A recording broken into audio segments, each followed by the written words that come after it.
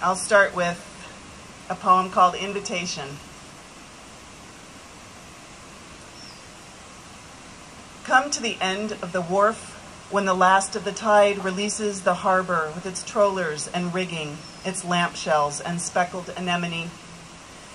Come after work when the mind has grown plumes, delicate as tube worms in the driftwood, and the sponge and scarlet blood star, tough as tongues as the sea whip clicking.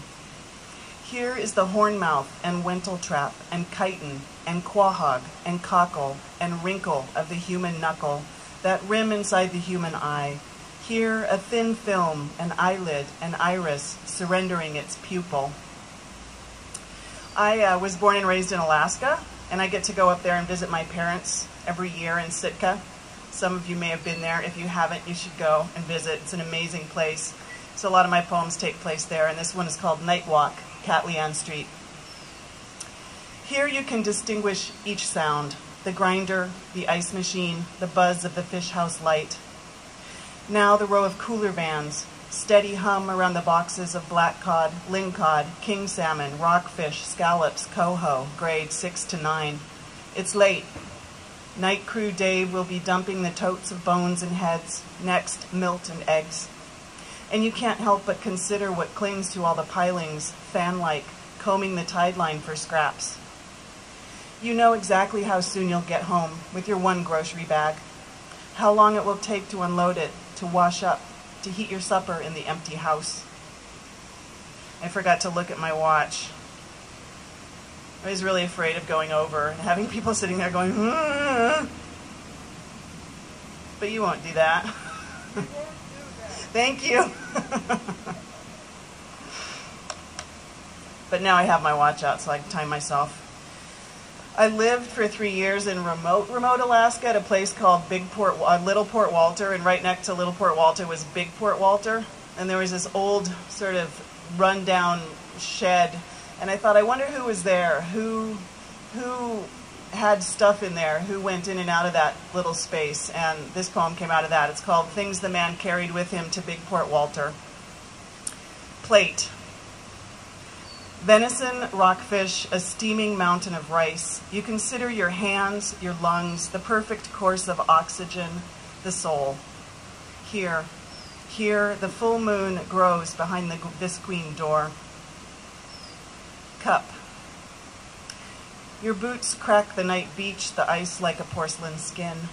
Drapes of mist across your cheeks. In your trail, nothing human, sign of the fat bear heaped in fur and twigs, the black-tailed deer. Shining muscle, tiny as a child's eyelid, salt water, the shape of a single tear. Father. His memory an itch in your thigh at twilight. Now is the hour of the hunt, he would croak, nodding and poking up the fire. Tonight, his words in your teeth. You feel the sharp-shinned hawk sailing over the muskeg, eyes dark bullets coal red. The hundreds of king salmon shift in the bay's mouth, pointed at the throat of the creek. Wife. Rope of pearls at her throat. How she always kept a lean cat on her lap, its black coat holding daylight like a stretch of sea. Almost asleep, you think you make out her breath, the rasp of abalone scraping the walls of the abyss. Imagine how strong they are, pink flesh pulling to the rock with a single touch. Your tongue swirls in the empty, iridescent shell. Quilt. Layer by layer, the drifts catch the woolen sky. The bay shrinks and expands like a great flank in the patchwork of torn ice. It is the muffled time, your voice box rusted stiff.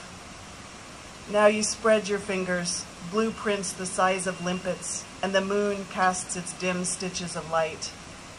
Your mouth filled with down, your head a mass of frozen locks in all this white.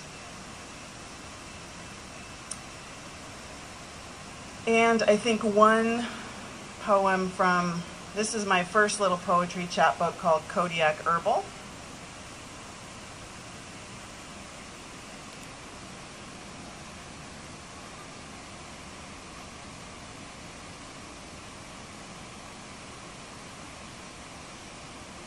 No. Sorry.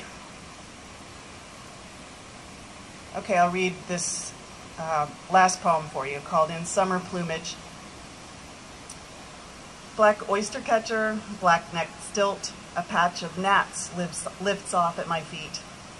Mudflat, rot and salt, the great egret doubled on the water. Stick legs bending, approaching my husband in a silver canoe. Dragonflies, kinked reeds, something about vows. Wreathing my head the split light. When I place one hand in the water, striders collect at my wrist. Tattoo of the eagle, the braided leather string. Killdeer will feign a broken wing to distract from the nest. Golden plover, common snipe. Old lover who cut off all his hair and mailed it. Shiny as bottle flies, kept in my desk. And whose ring is this? Whose feather? Whose expansive skin?